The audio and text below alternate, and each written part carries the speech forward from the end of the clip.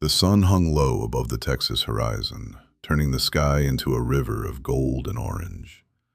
Long shadows stretched across the quiet highway outside Spring Hollow, a small town where life moved slower than it did in the cities. Most evenings looked exactly the same here. Pickup trucks rolled past old gas stations, neighbors watered their lawns, dogs barked from behind white fences, and teenagers hurried home before dinner. Ryan Norris wasn't in a hurry. At 15 years old, he had developed a habit of walking home after martial arts practice. The dojo sat nearly a mile outside town in a converted barn surrounded by open fields. Most parents picked up their children after class. Ryan preferred to walk. The silence helped him think. Today's training had been especially difficult. His arms still ached from sparring drills. A bruise had begun forming beneath his left cheekbone. His legs felt heavy. But he welcomed the discomfort. Pain meant progress. That was something his father had taught him years ago. Not all pain is bad. Some pain teaches. Some pain strengthens. Some pain reminds you that you're still growing. Ryan adjusted the strap of his backpack and continued down the shoulder of the road. A warm breeze pushed through the grass. Somewhere in the distance, a hawk circled overhead. Everything felt peaceful, normal. Then he heard the engine. At first, he paid little attention. Cars passed all the time. But this one slowed. Instead of continuing down the highway, it matched his pace. Ryan glanced over his shoulder. A police cruiser. The black and white vehicle rolled beside him at walking speed. The driver's window lowered. "Hey, kid." Ryan stopped. His stomach tightened. Not because he had done anything wrong, because experience had taught him that being innocent and being left alone were not always the same thing. He removed his earbuds. "Yes, sir?" The officer looked young, late 20s, short military haircut. Dark sunglasses pushed onto his forehead. His badge read, Bradley Marshall. "You live around here?" "Yes, sir." "Where are you coming from?" "Martial arts practice." Marshall looked him up and down. The sweat, the bruised cheek, the backpack, the dark hoodie.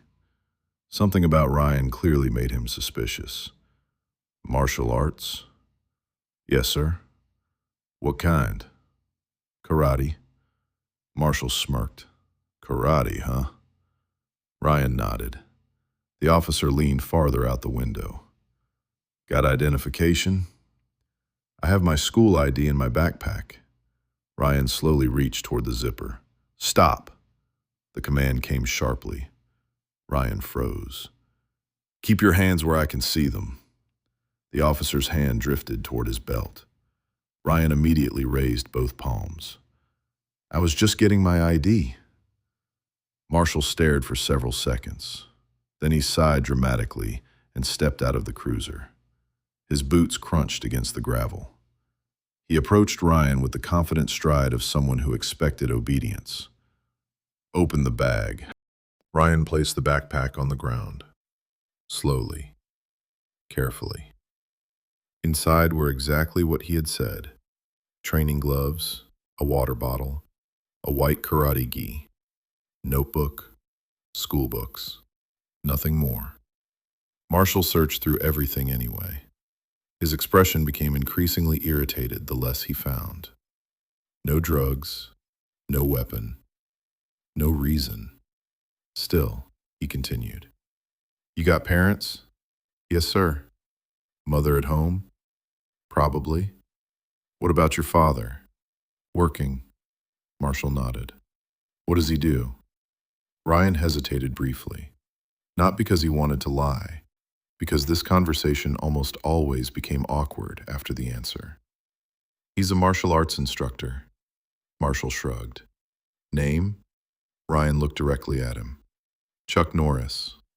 For a moment, there was silence. Then Marshall laughed. Not a friendly laugh, a cruel one, a loud one. The kind people use when they want everyone nearby to hear the joke. "No way."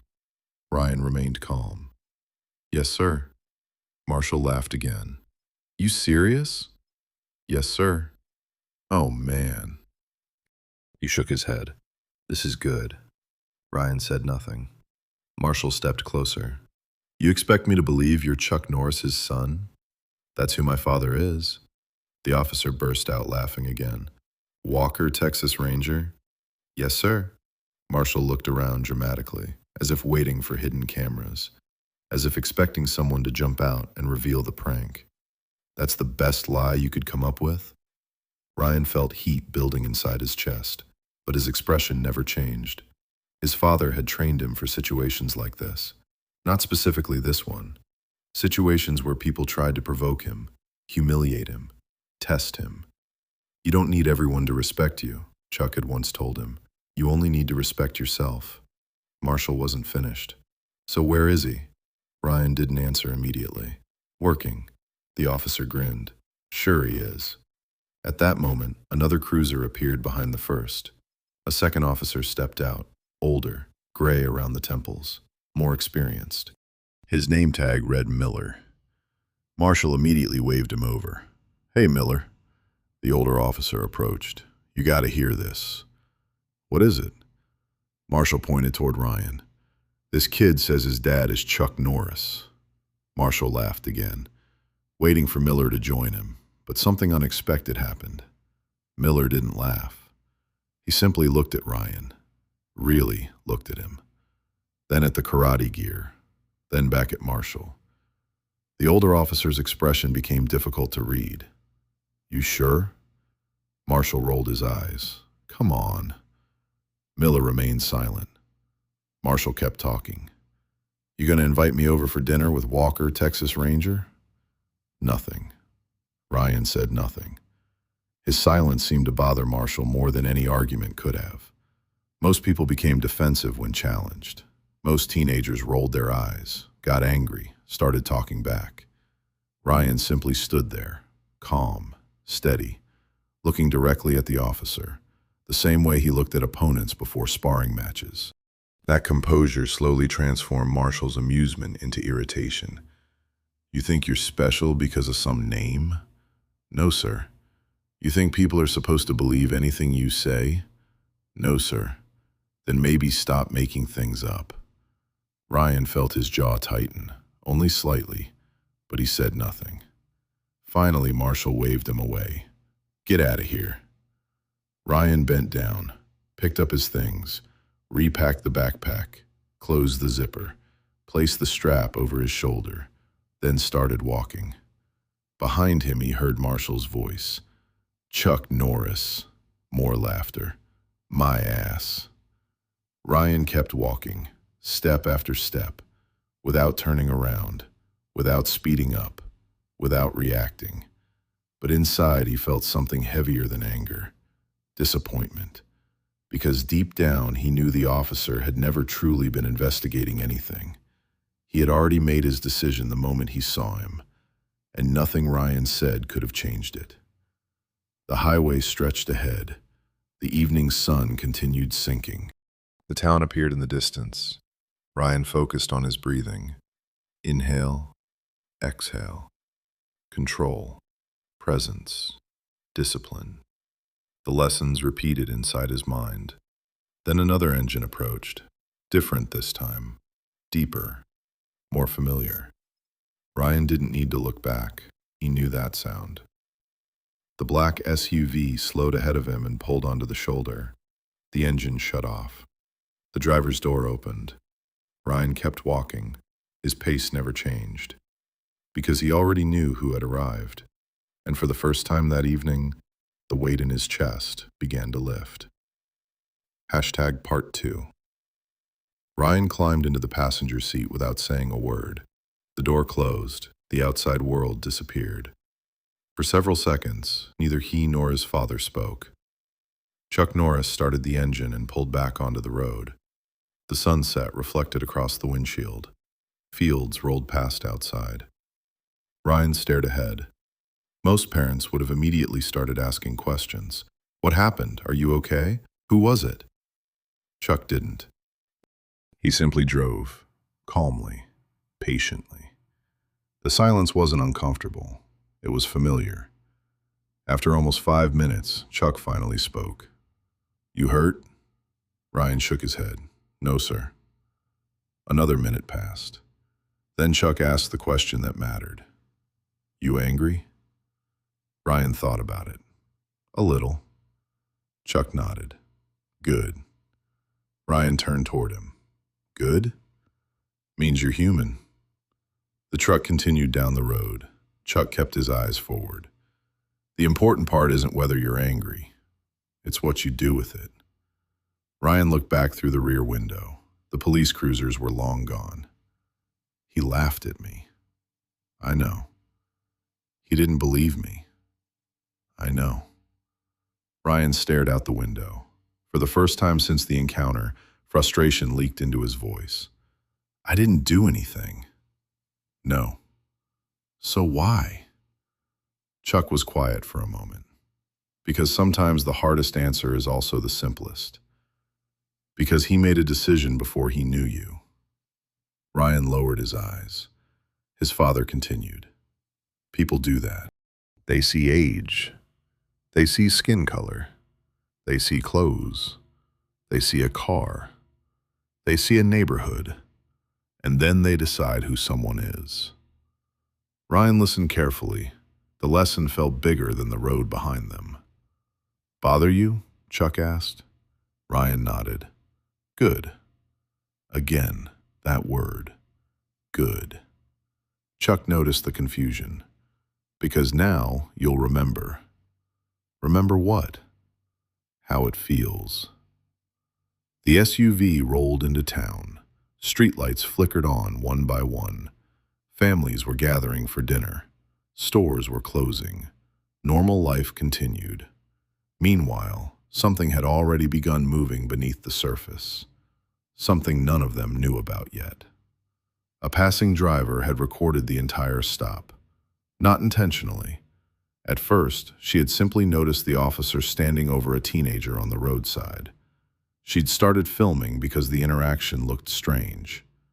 30 seconds later, she uploaded the clip online. Then she forgot about it. Or at least, she thought she did.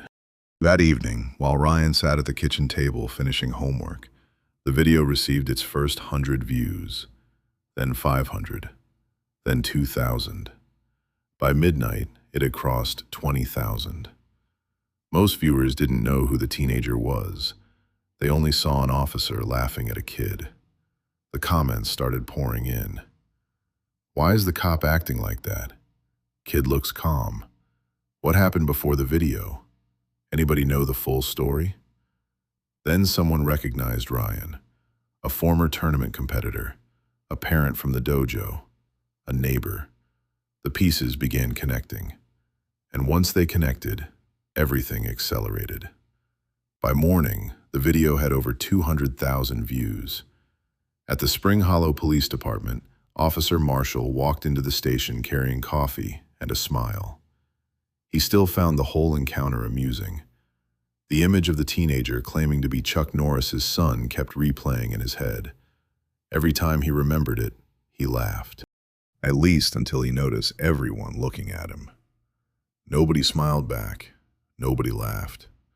Conversation stopped when he entered the room. The atmosphere felt wrong. A captain appeared in the doorway. "Marshal." "Sir?" "My office." Immediately. The smile disappeared. Inside the office sat two supervisors. A laptop rested on the desk.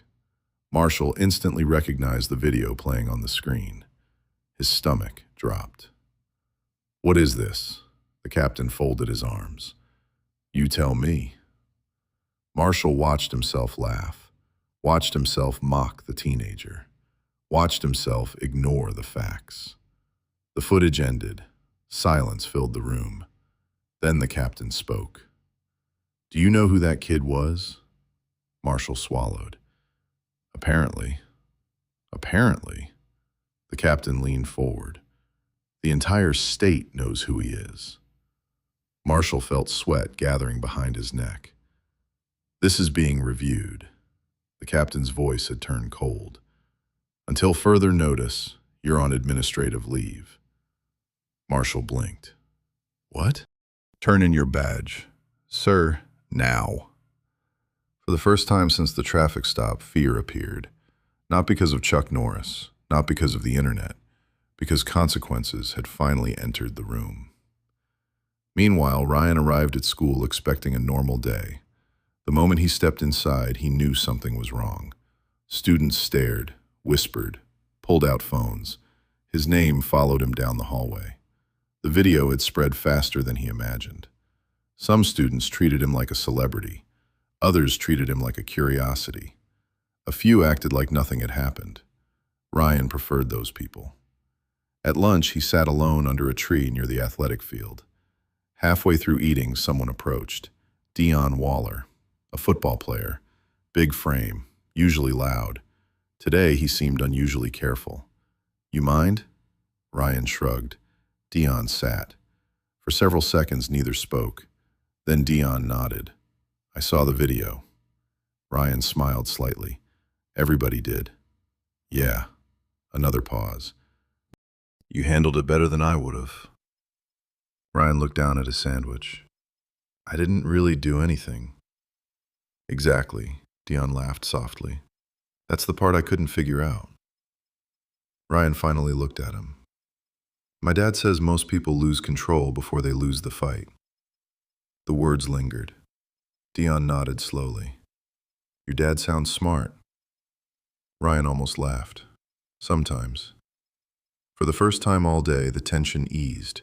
Not because people stopped staring, because one person had stopped treating him like a headline. That evening, the Norris home received 3 interview requests, 2 local stations, 1 national network. Angela declined every single one. Then came invitations, podcasts, talk shows, public appearances. Chuck refused all of them. The attention wasn't what interested him. Something else was. The lesson hidden inside the event. A few days later, Ryan found himself standing inside the dojo after class. Only a handful of students remained. One of them was a 12-year-old boy named Lucas. Quiet, nervous, usually afraid to speak. As everyone packed up, Lucas approached. "Can I ask something?" Ryan nodded. "Sure." "Were you scared?" The question surprised him. Lucas looked genuinely curious. Ryan thought carefully, then answered honestly. "Yeah." Lucas blinked. "You were?" "Of course." "But you didn't look scared." Ryan smiled. "That's different." The younger boy frowned. Ryan continued. "Being brave doesn't mean you're not afraid. It means fear doesn't get to decide what happens next." Lucas looked like he had just learned something important. Maybe he had. Over the following weeks, more kids began showing up at the dojo. Some wanted martial arts. Others wanted confidence. Many came because they had seen the video. One Saturday morning, there were so many students that people had to stand against the walls. Parents watched from folding chairs. Chuck stood near the entrance observing, not teaching, observing. Ryan moved between groups, helping younger students, correcting stances, explaining techniques, encouraging kids who wanted to quit. At one point, Chuck noticed something. Nobody was paying attention because of Ryan's last name. They were paying attention because of Ryan. That realization hit harder than any punch. Late that afternoon, after everyone left, Chuck and Ryan stayed behind, cleaning mats. The building was quiet. Only the sound of a broom moving across the floor broke the silence. Finally, Chuck spoke. "You know what's funny?" "What?" "That officer thought this story was about me." Ryan stopped sweeping. Chuck smiled. "But it never was." Ryan leaned on the broom. "What do you mean?" "The moment he laughed at you, everybody expected Chuck Norris to show up and fix it." Ryan nodded. "Didn't happen." "No, Chuck looked around the empty gym. Because this story belongs to you. Ryan didn't answer immediately. The idea felt strange. The entire country seemed focused on his father, not him. Chuck continued, "You think people remember the video because of my name?" Ryan shrugged. "Partly." "Wrong." Ryan raised an eyebrow. "They remember because they saw a kid stay calm while somebody else lost control." The words hit harder than Ryan expected, because deep down he knew his father was right. People weren't talking about Chuck Norris. They were talking about dignity, respect, discipline. Things that couldn't be inherited, things that had to be earned. And without realizing it, Ryan had already started earning them. Across town, Bradley Marshall sat alone in his apartment, staring at the same video for what felt like the 100th time. The room was dark. Empty beer bottles sat on the coffee table. The television glowed in front of him. Every comment felt like an accusation. Every headline felt personal. He wanted someone to blame. The department, the media, Chuck Norris, the internet, anyone except himself. But one moment kept replaying. Ryan's face. The kid never argued, never insulted him, never challenged him. Just stood there, calm, steady, unshaken. And somehow that bothered Marshall more than the backlash, because deep down he was beginning to understand something. He hadn't been humiliated by a famous family. He had been exposed by a teenager. And that realization was far harder to escape. Summer arrived slowly in Spring Hollow. The attention that had once surrounded Ryan began to fade. News crews moved on. Internet users found new stories to argue about. The world kept spinning. But something important remained. Because while headlines disappear, consequences stay. And Bradley Marshall was learning that lesson every day. 3 months after the incident, he still wasn't back on duty. The department's internal investigation had ended. The findings were simple. He had violated protocol. He had escalated an unnecessary encounter. He had behaved in a manner that damaged public trust. No dramatic courtroom, no handcuffs, no national scandal, just a decision. His badge was gone. His career was over. Marshall spent most days drifting between anger and regret. Some mornings he convinced himself he was the victim. Other mornings he replayed the footage and hated what he saw. The worst part wasn't losing the job. The worst part was realizing he had become the kind of officer he once promised he would never be. Years earlier, when he first entered the academy, he wanted to protect people, serve the community, make a difference. Somewhere along the way, authority had become more important than service. Power had become more important than respect. And now he was paying for it. Meanwhile, Ryan's life continued moving forward. The Strength Without Fury program had exploded in popularity. What started with 7 students now had nearly 80. Kids from neighboring towns arrived every weekend. Parents volunteered. Retired teachers offered tutoring. Former military veterans helped with mentorship programs. The small gym that once sat nearly empty was alive every day. One Saturday morning, Ryan stood before a group of younger students. Most were between 11 and 14. Some came from difficult homes. Others struggled with confidence. A few had been suspended from school more than once. Ryan looked around the room. Months ago, he would have been terrified to stand in front of so many people. Now, it felt natural. Not because he enjoyed attention, because he understood responsibility. "Who can tell me what strength is?" he asked.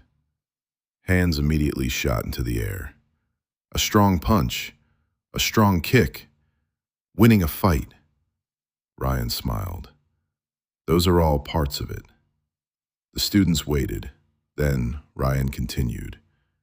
"But real strength is control." The room became quiet. If someone insults you and you lose control, Who wins? Nobody answered. The person who controlled your emotions. A few kids nodded. Ryan stepped forward. If someone makes fun of you and you become exactly what they expected, who wins? Now they understood. The other person. Exactly. Ryan folded his arms. Real strength is deciding who you are before someone else tries to decide it for you. The room fell silent. Several of the younger students looked thoughtful. One boy slowly nodded. Another wrote the sentence down.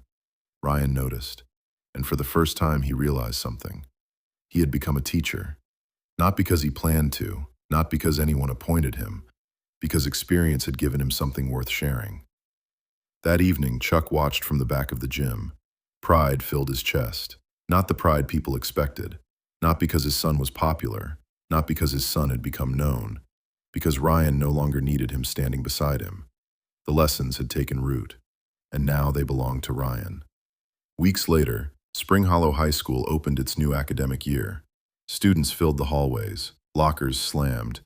Teachers organized classrooms. Life felt normal again. During lunch, Ryan sat beneath the same tree where he had once spoken with Dion. Only now, he wasn't alone. Several students sat nearby, talking, laughing, planning a community fundraiser for the youth program. At one point, Dion shook his head. You know what's crazy? What? A year ago, nobody knew who you were. Ryan laughed. I liked it that way. No, you didn't. I did. Dion grinned. No, you just thought you did. Ryan couldn't argue. Maybe there was some truth in that. Not because he wanted fame, because he had spent years trying not to be noticed, trying not to stand out, trying not to attract attention. Now he understood something important. Being seen wasn't the problem. Being misunderstood was. And there was a difference.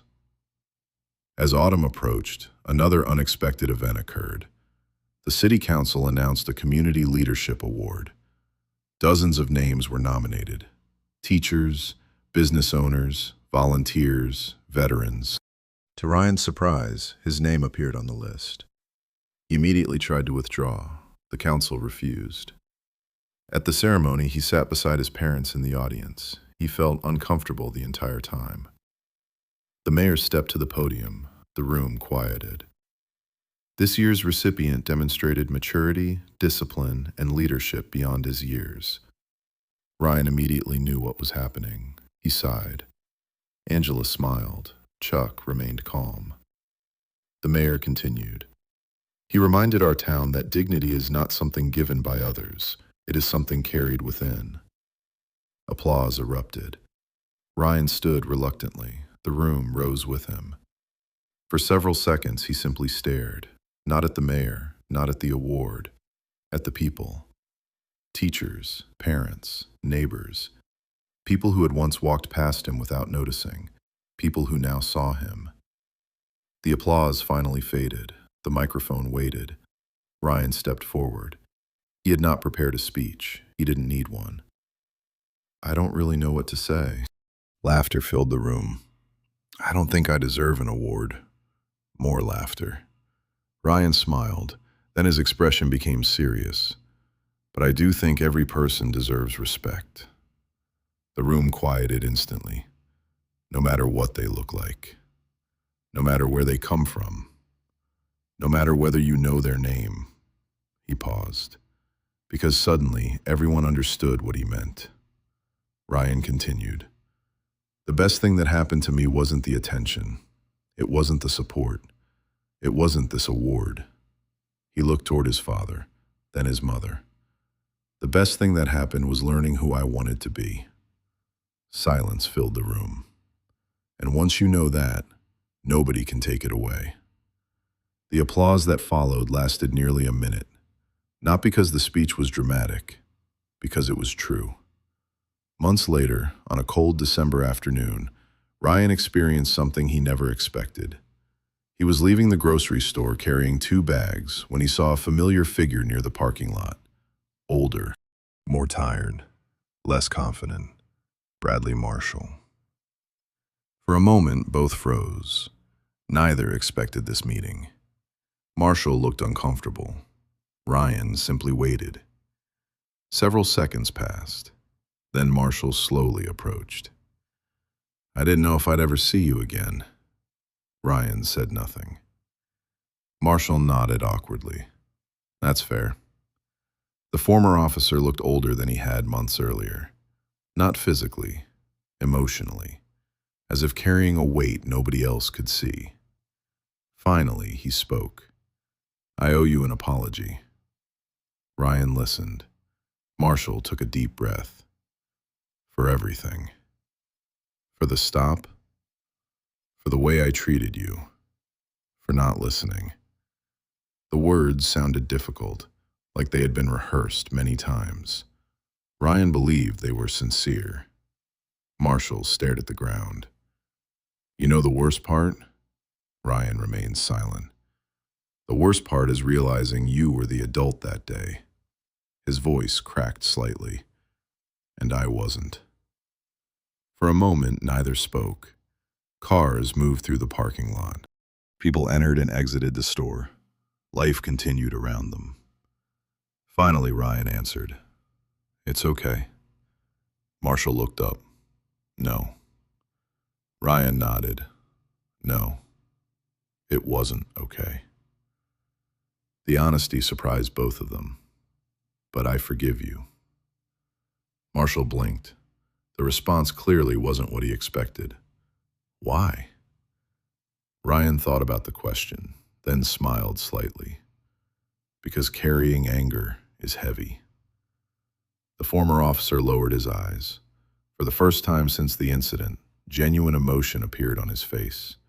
Not shame, not fear. Relief. A long silence followed. Then Marshall extended his hand. Ryan shook it. One brief handshake. Nothing dramatic, no crowd, no cameras, no headlines. Just two people standing in a parking lot. One learning humility, the other demonstrating it. As Ryan walked away, he felt something unexpected. Closure. The story that had started on a dusty roadside was finally over. Not because somebody won, not because somebody lost, because everyone had learned. That night he sat on the porch with his parents. Winter air drifted through the neighborhood. Christmas lights glowed in the distance. For several minutes nobody spoke. Then Chuck finally asked, "You happy?" Ryan thought about everything that had happened. The stop, the video, the attention, the lessons, the people he had met, the lives that had changed, including his own. Then he smiled. "Yeah." Chuck nodded. "Good." Ryan laughed. "You always say that." His father smiled. "Usually because it's true." The three of them sat quietly beneath the Texas sky. No cameras, no reporters, no crowds. Just family. Just peace. And somewhere in Spring Hollow, young students were still repeating the lessons Ryan had taught them. Strength without fury. Confidence without arrogance. Respect without fear. Because some names may open doors, some events may change lives, but character is what remains when everything else fades. And in the end, that was the real story. The end.